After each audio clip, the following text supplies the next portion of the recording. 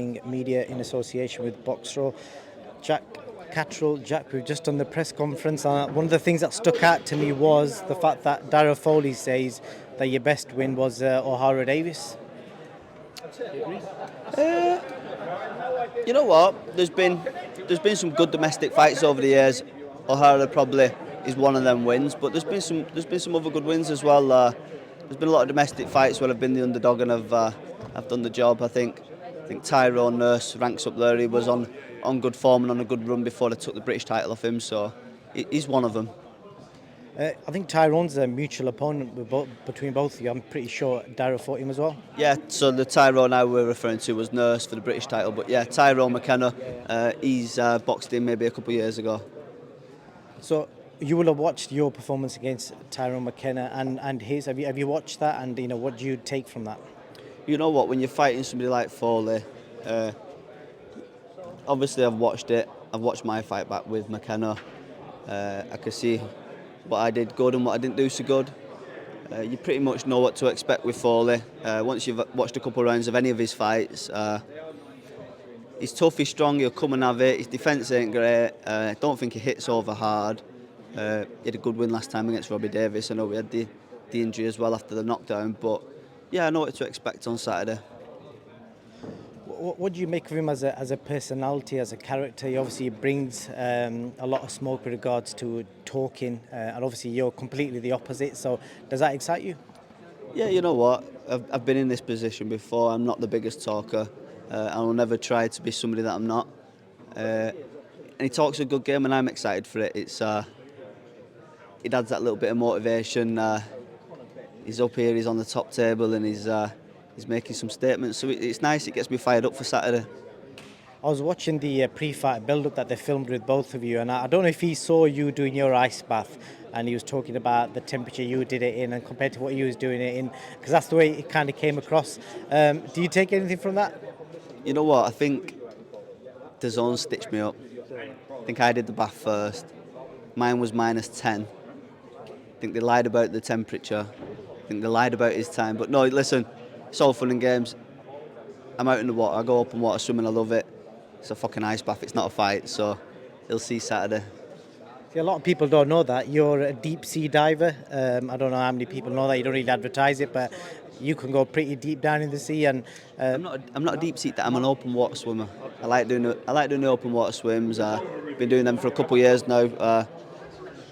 Throughout the winter into the summer, getting out in the fresh water, it's good. But yeah, they done me with the ice bath thing. But it's all fun and games. One of the things I wanted to raise is some of your big career performances where you've had people hurt, you've had them down, but you've not been able to capitalise on them moments and close the show, and you've allowed people back into the fight. I think he referred to the Josh Taylor fight, the Tyrone McKenna fight went in a similar sort of pattern.